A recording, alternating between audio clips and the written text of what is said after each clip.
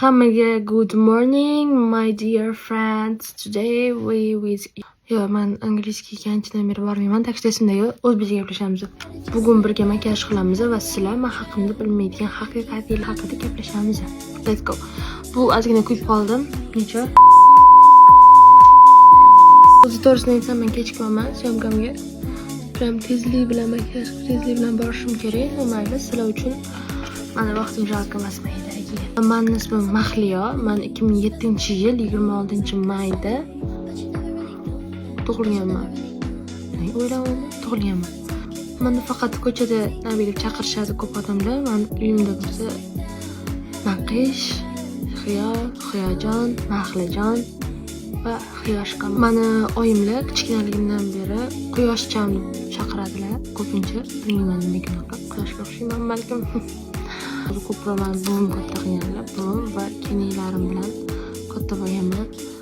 Ularni bolalarini katta qilib berganman. Ayniqsa men eng ko'p qaraganim, menimcha ko'proq ko'rgan bo'lsa kerak, egizi jiyanlarim. Men Karim Zaripov nomidagi Respublika estrada va sirk kollejida oldim. Men o'qigan paytlarda hozir texnikum bo'lgan. O'sha texnikumni estrada xonandaligi bo'limini tugatganman. Menimcha bu faktlarcha zerikarli bo'lib ketdi. Kelinglar, men o'zim haydimda bo'lgan qiziqarli narsalarni aytib beraman. Biz hozir yangi uydamiz. O'sha eski uyimizdaligimizda uyda hech kim bo'lmagan. Men o'zim chiqib rolton yemoqchi bo'lganman. Ko'salarni tayyorlab qo'yganman. Ikkita ko'sani, bilmayman ikkinchi ko'sani nimaga, ikkita edi ko'sa. Men nimagadir yegim kelmay qolgan. Kirib uxlab olganmanmi, kino ko'rganmanmi, nimadir. Undan keyin uyga oyimga kelishgan. Perfeksionist bo'ladi, xuddi shunaqa meni oyim. Va o'sha shkaf ustida ko'rgan ko'salarni mendan so'rashgan. Sen oldingmi, nimadir yedingmi? Aytganman. Maliki mazma qiymadi ko'salarga deganman. O'zimni haq qilib esimdan chiqib ketsalar kerak deb o'ylaganman. Meni oyim perfeksionistlar va shundan keyin uyda vahima bo'lib urushib ketadigan. Voy kim kirdi uyga, kim tegadi, kim nima qiladi, eshik ochib qoldirgansan, saqlab qo'ygansan, men maydarga chiqib qo'yaman.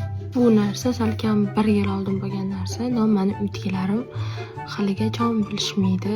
Men ko'sani olganimni va mashqchani ko'rib hozir oyim bilsalar kerak. Oy uzrman, просто qo'rqqanman, urushib berasiz. Ular uchun bu ko'sa tarixi sir bo'lib qolgan. O'zim haqimda fakt aytmoqchi edim, oxirigacha aytolmadim. Nega sabrim chidamay ketdi. Yo'q, aytish xohlamadim. Tak что sizlarga hayotimdagi qiziq voqealarni aytib berdim. Hozir sochimni to'g'rilab olaman, mashina olib qolaman yoki olib olaman. Do'stlarni kuzatib boringlar. Bundan qiziq voqealarni, oilaviy sirlarimizni men sizlarga ochib tashlayman. Fakat